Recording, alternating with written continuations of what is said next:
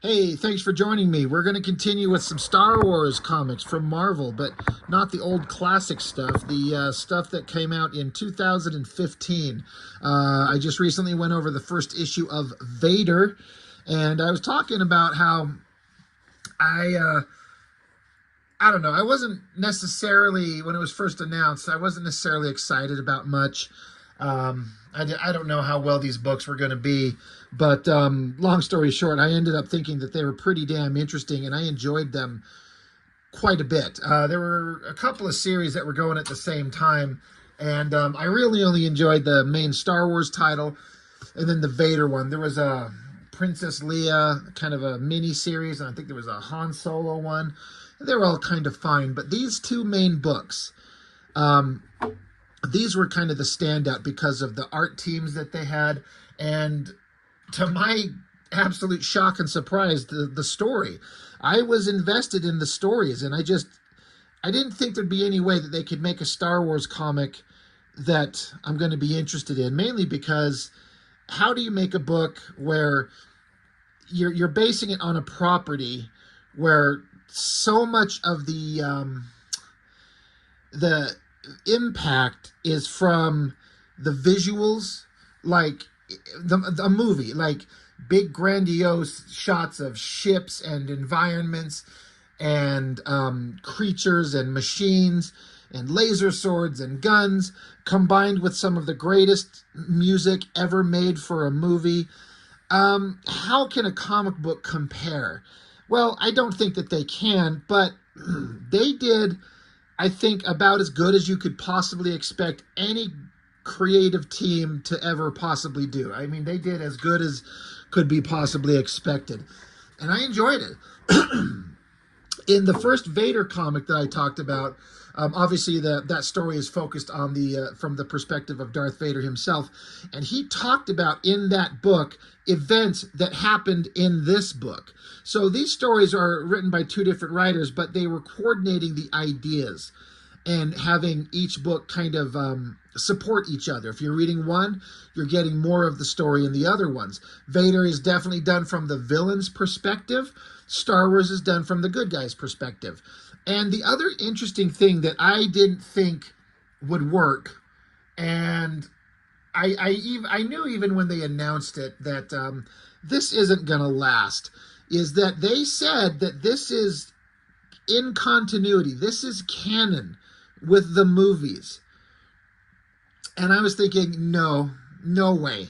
It'll be continuity right up until they give the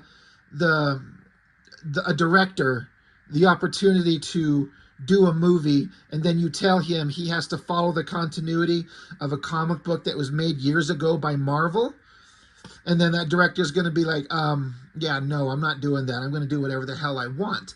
So, you know, I I don't know that there's ever been any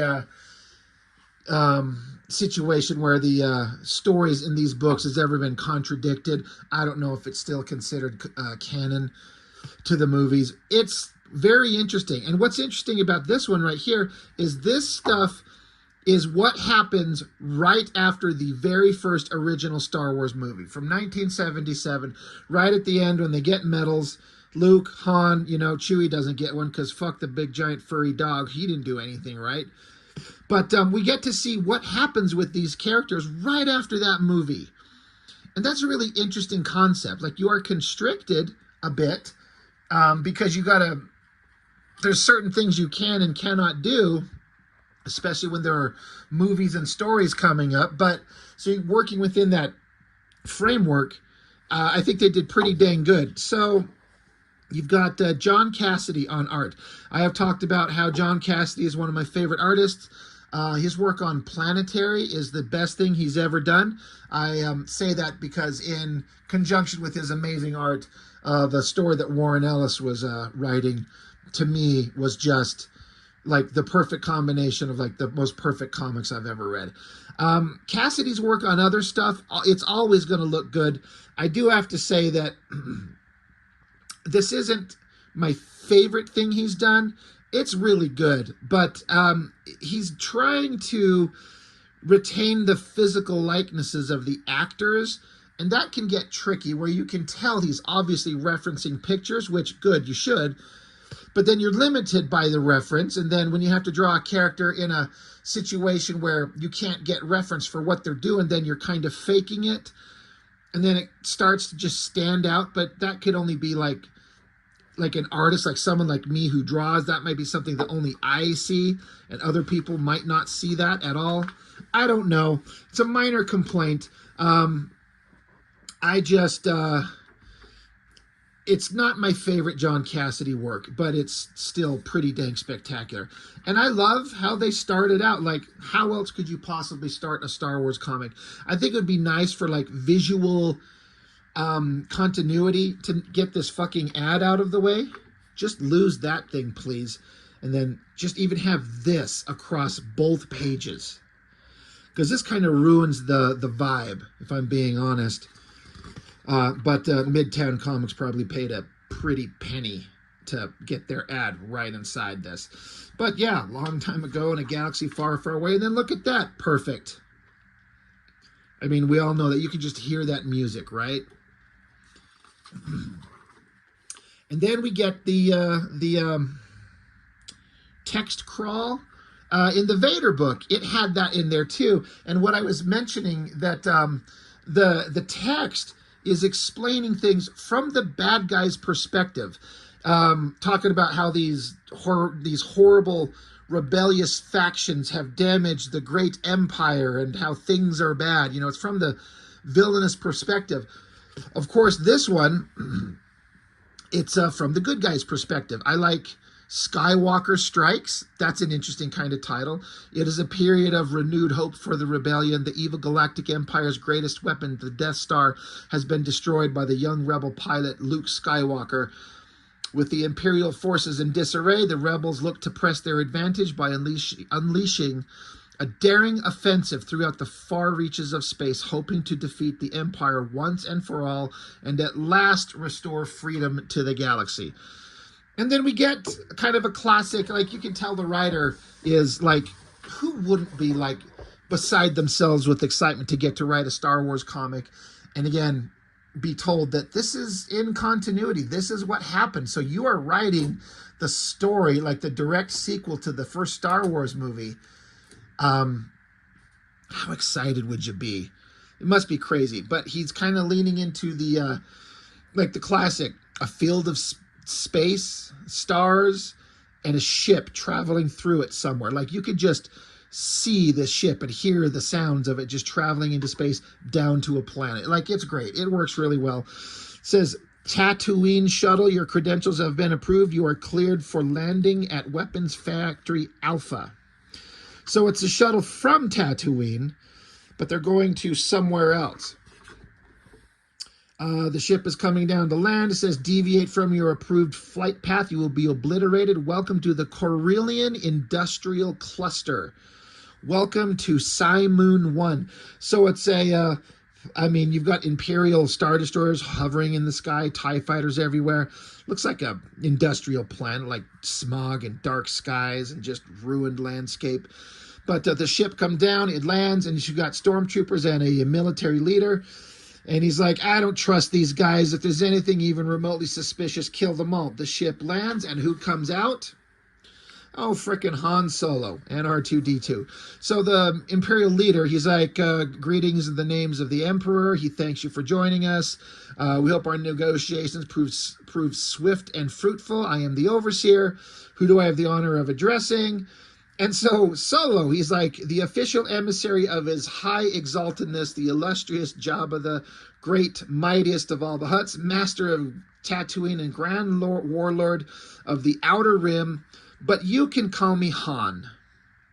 So, you know, kind of the same swaggering kind of bullshit that Han Solo has.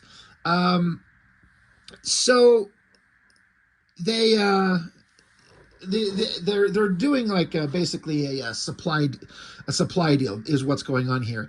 That the Empire, now having lost the Death Star, they're kind of in retreat a little bit. So they kind of have to regather their resources and reassert their dominance. And so they're making deals with all kinds of different people for supplies, weapons, things like that. And they're negotiating with Jabba the Hutt. And this is who they think is the negotiator for the Hutts. So they check him out and they say, all right, we're going to take you inside. We're going to show you what we've got. We're going to take your weapons. And he's like, I'm telling you, you better not have any secret hidden weapons. We wouldn't want to start these negotiations on a sour note. So Han and everyone gives up their weapons. But then you see like a weapons sight looking down at Han. So someone else is up here somewhere. Oh, of course, it's Chewie. He's up there somewhere observing everything. And then you get a close-up of this person in a mask. You see kind of a feminine face. So you can put it together. That's Princess Leia. So the whole crew's here. They're talking to a 3PO. And like everyone's in, everyone's going in. Everyone hold your positions. We can't let this mission go south. And they even do this thing here. It's kind of a funny little in-joke. But if you, in the Star Wars movies, there's always somebody who says, I have a bad feeling about this. Well, 3PO, wherever he's at, they're like, oh, this is actually starting out pretty well. I have a very good feeling about this. So that's kind of clever. So they go inside this manufacturing plant where you can see that they're building TIE fighters. And Han Solo saying, I hope you boys are prepared for some vigorous negotiating. If you think Jabba is tough, well, then let me tell you about me. And so the Imperial leader says, look, you might have some misconception about what's going on here. There's going to be no bargaining.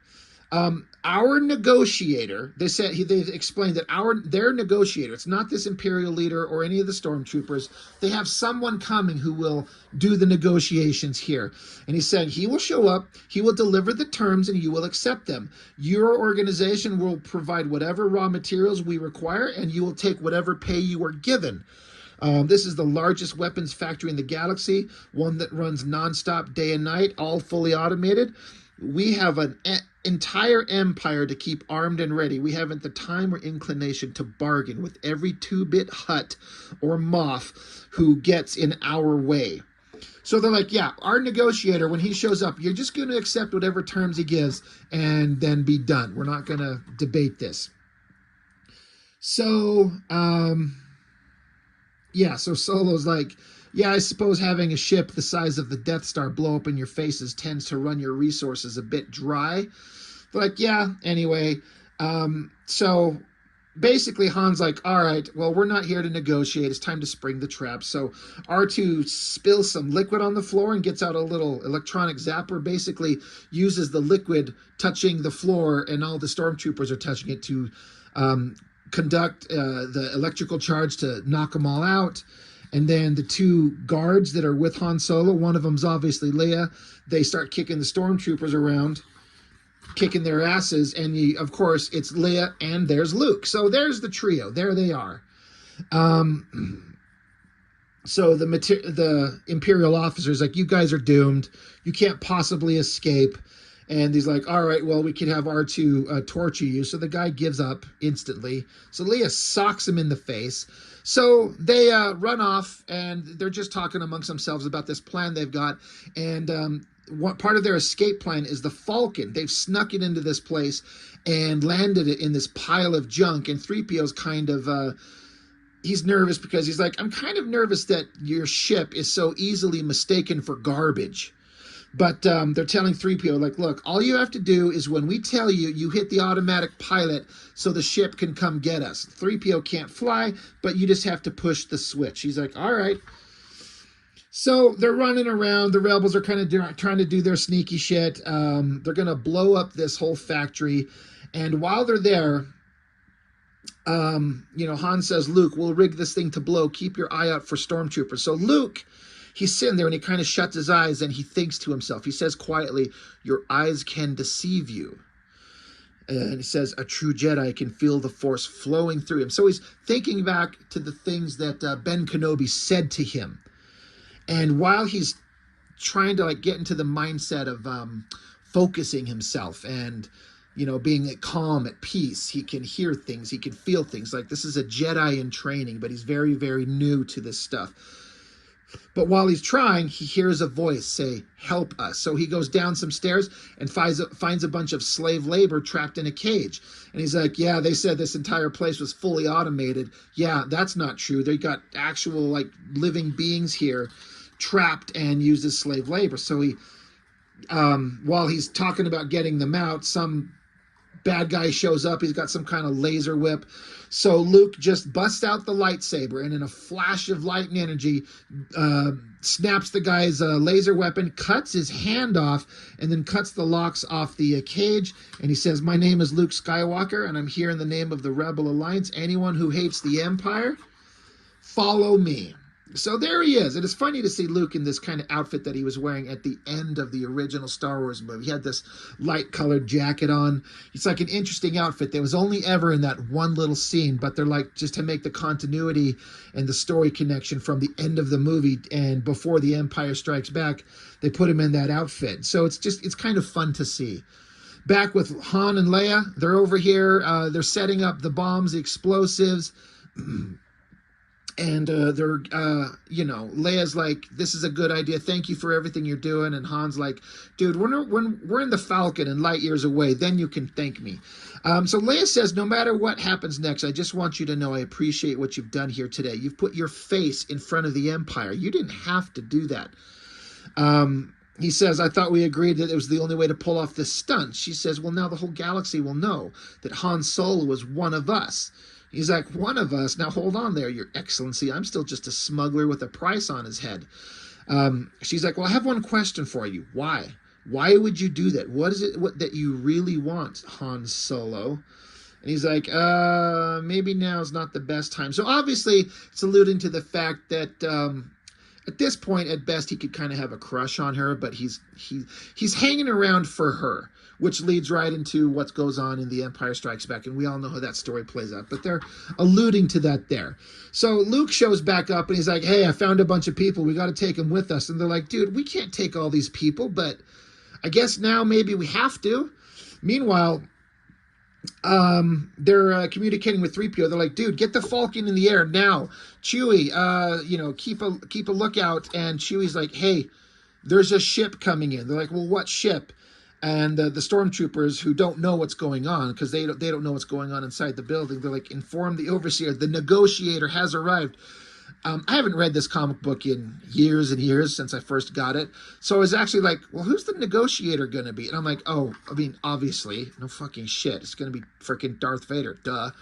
So great shot as he comes out. And then, so this is an interesting part where Han's telling Chewie, like, "Dude, don't shoot at Vader. If you do, everyone's going to know. The factory will be on alert. Everyone will be chasing after us." And Leia says, "Are you out of your fucking mind, Chewie? If you have a shot at Vader, I order you to take it. Forget about us. Killing him is more important." So that's a pretty ballsy thing for Leia to say, but it makes sense. She's thinking of the greater good. She tells Chewie, "Shoot him. If you can get him, shoot him." And so he kind of stops and thinks about it, but he aims.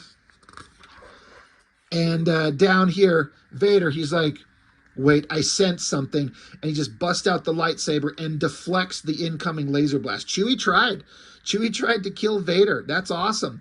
And so Vader just uses the Force and picks up some stormtroopers and puts them up in front of him because Chewie just unloads like rapid fire, like boom, boom, boom, boom, boom, boom, boom. So Vader just uses stormtroopers as like human shields. It's pretty damn awesome. And eventually Chewie stops shooting and the stormtroopers drop to the ground. They're just riddled with laser holes. That's awesome. So then Vader looks up there, and Chewie's got a laser sight on him, and he sees Vader reaching his hand up, and of course Vader, using the Force, starts crushing the machinery around Chewie. So he's like, oh shit. It comes crashing down around him, so he has to run. Vader's like, "It was a Wookiee. Somebody go get him." And Vader says, "This is a rebel attack. Put the entire moon on alert." And Vader says, "That rebel pilot who destroyed the Death Star, I can feel his presence. He will not escape me again." So this is another kind of interesting story point that we never really got to see, because Vader, Force Master, was chasing that X-Wing down that the trench run, And he's like, the Force is strong with this one. Something's going on here. He knew something was up. And at this point in the Star Wars timeline, there's not very many people, if anyone almost, who are Force sensitive. And so this pilot, this was something important. And then that guy got a shot off that blew up the Death Star, and Vader's like, I'm going to fucking find this guy. So Han's like, Chewie, are you there? Are you, what's going on? And then suddenly the alarms go off, so they have to run. They say, 3PO, hit the fucking button, like, get here. And 3PO says, I hit the button 5 minutes ago, nothing's happened. And so they're like, well, what the hell did you do to my ship? So 3PO looks outside, and he says, it appears that the Millennium Falcon is being dismantled by native scavengers. They must call these trash fields home. So there's a bunch of like squid-like creatures just showing up, and they're just ripping the parts off of the Falcon. So they say, well, go out there and stop them. And 3PO's like, me? They're like, there's a blaster in the cockpit. Do whatever you have to do. So the idea of putting a gun in 3PO's hand, I wonder what that would look like. That's actually an interesting idea. Meanwhile, back in the base, the alarms are going off. The stormtroopers show up. Now there's a big, blasting firefight. They are, the Luke, Han, Leia, and all the people they freed. They're like, go in this door. Get out of here. We got to duck out of the way. And then Princess Leia, she's like, great work, Han. If your plan was to get us trapped, how do we get out of here? And so then Han says, we walk, Your Highness. We walk out of here? Oh, shit. He has some freaking Imperial walkers. So Han's like, everyone on board, move. And Leia says, an Imperial walker? Can you even drive one of those things? And Han says, I can drive anything. Let's go. Meanwhile, Leia stops and turns. She's like, wait. Where's Luke? I do got to say, artistically, those Imperial walkers look really good. I mean, I wouldn't be surprised if John Cassidy traced them. I would. The idea is to make them look like exactly correct. I don't know. It looks great. But Luke, he's off on his own. He's down a tunnel. It's quiet. He hears a voice in his head that says Luke. And he's like, Ben? He's like, Ben, is that you? Ben, he's here. Darth Vader, the man who killed my father, who killed you. I have to face him. I have to end this. So he breaks out the lightsaber, and then you hear a voice say, Luke, listen to me careful. So this is Ben. I mean, it doesn't say so, but who else could it be? It's just that voice. You can hear Alec Guinness as Kenobi. Luke, listen to me. Listen carefully. And as Luke has got his saber out, down the tunnel comes Vader with his lightsaber out, and the Force ghost of Kenobi says, run. So these two are going to face off, like implying that the first time that they faced off is not in Empire Strikes Back at the end. It's right here. So this is ballsy, changing up the dynamics of when these characters meet. It's a fine line to walk to not ruin the simplicity of the story that goes on between Star Wars and Empire, because those movies are like perfect. I even lump Jedi in there, that original trilogy. Yeah, Jedi's a little bit with the silliness with the Ewoks and stuff like that. It gets a little silly. So if these other two movies are 10s, Jedi's a 9 out of a 10 in my mind, but they're fantastic. I love them. But to work in these kind of story points in between, it's ballsy, but it's working for me. And not a lot has happened, really. There's a lot of pages dedicated to not a lot of story happening, but I'm invested. I'm interested. I'm digging it. So Jason Aaron writing, pretty damn good. John Cassidy on art. Laura Martin does the coloring. I'm pretty sure that's who colored him on Planetary, and that's why it looks so damn good. So that is fantastic. So next issue right here, there's the cover for issue 2. And then the Vader comic. I looked at issues 1 and 2 already. Then there's a preview of the art. We've already seen this stuff. I dig this art. I never liked Salvador Larroca. I was talking about it. I think he does digital art, and I know he traces a bunch of stuff, but here, it all looks correct. It looks really good. I gotta say, like, it's working for me. And the coloring, goddamn, is it great. Then there's a Princess Leia short series drawn by Terry Dodson, which is an interesting kind of artist to find for a Princess Leia story. I don't remember anything about it. I collected it. I have it. I just remember thinking vastly less interesting than these other two books. I might have to revisit it and see if I have any kind of different kind of opinion on it. But anyway, Star Wars from Marvel from 2015. I gotta say, I didn't think it would be possible at the time when I first collected these. I didn't think it would be possible to make a Star Wars comic I'd be interested in, because again, I'm just so much into the visuals, the sound, the music, the adventure. It's all about a visual movie cinematic experience, and a comic just can't match that. Comics do certain things better than movies, and movies do certain things better than comics. It all just depends on what story you have and how you're trying to tell it. But they got it right.